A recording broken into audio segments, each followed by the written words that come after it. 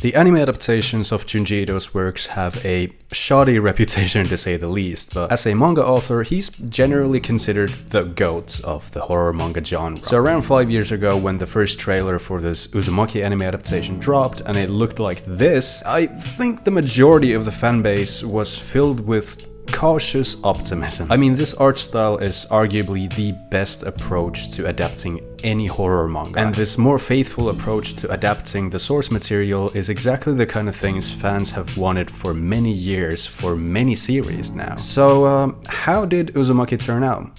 Well, the first episode is probably the best one, and pretty much exactly what we expected based on the trailer. The sound design is amazing and ominous, the art style delivers and maintains the atmosphere of the manga excellently, and the general flow and pacing felt pretty decent to me, despite some people having their complaints about it feeling rushed and lacking immersion due to the, I guess, animification of it all, but I don't really think that's something that we can ever escape when a manga gets turned into a anime.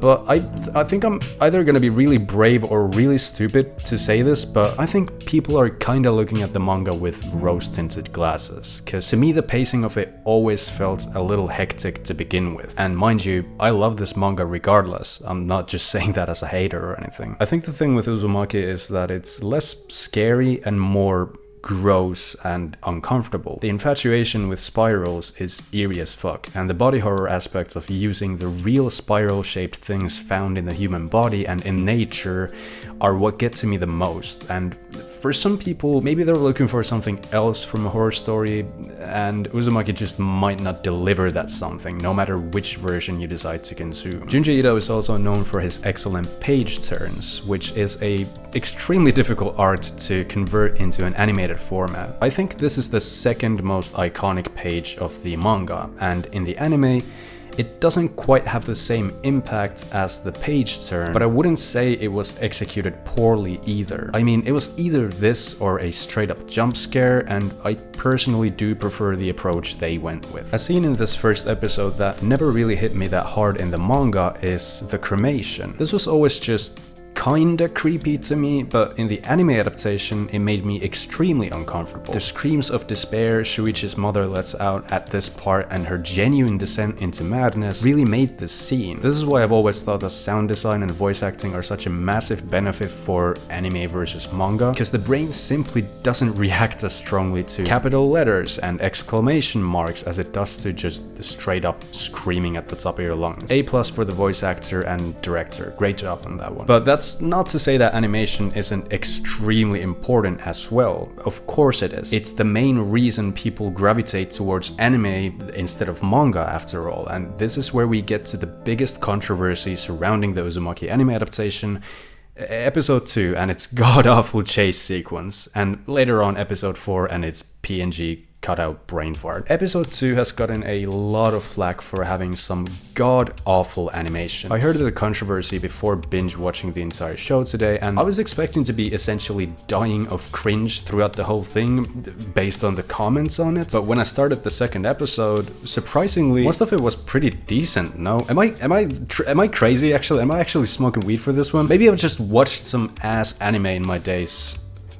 I mean, who am I kidding? I've definitely watched some ass anime in my days, but the majority of this episode was pretty good. I think it's obvious that they either had a longer time slot for some of the scenes that required more intricate animation, or just a bigger team working on them, and they figured they could just kind of get away with that, what was it, like 1 minute, 2 minute segment that just really sucked so bad. Don't get me wrong, they obviously didn't get away with it, and they shouldn't get away with it, because this is just embarrassing for everyone involved, the team, the viewers, and our poor little Junji Ito, who just can't seem to escape the curse of something really shit is bound to happen in your anime adaptation. But to call the entire series shit for this animation segment is insane to me. I totally get that shit like this draws people out of their immersion though, and I'm probably more indifferent towards it because I generally have a hard time fully immersing myself into something when I already know what's going to happen next. So yeah, I mainly found it funny, and I just really wasn't that offended by it. If episode 1 is a solid 9 out of 10,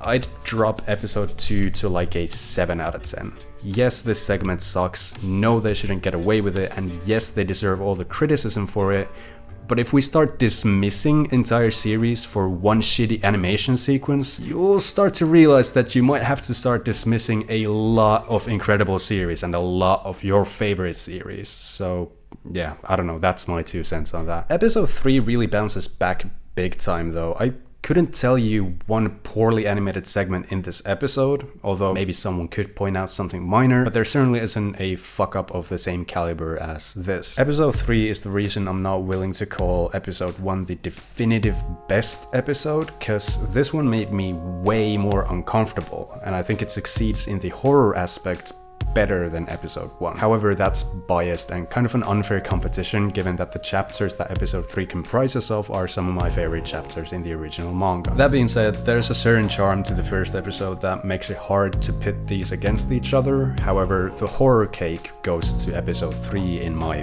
personal opinion. I will say they did Jack in the Box dirty, just kinda haphazardly throwing him in there. I get that they needed to cut some stuff out and simultaneously thought Jack in the Box was a cool enough concept to like kinda keep in, and I'm sure it doesn't even stand out as stupid if you've never read the manga, but for me that segment was kind of a disappointment. Now episode 4, it's like the most episode to me. While I love all the creepy concepts Uzumaki explores and the general atmosphere it creates, I've always just found the ending pretty okay at best. When I initially finished the book, I just kinda closed it and went, huh, alright then, time to do the dishes or some shit. I'll preface this with, if episode 1 is a 9, episode 2 is a 7, episode 3 is like a 8.5 to a 9, then episode 4 is like a 6, at most a 6.5. It's just generally the weakest point in the story, and that isn't really criticism towards the adaptation, more so just criticism towards Uzumaki in general. There's another god-awful animation segment in this one, however, which honestly pisses me off more than the one in episode 2, which is Shuichi falling down to the depths of the spiral.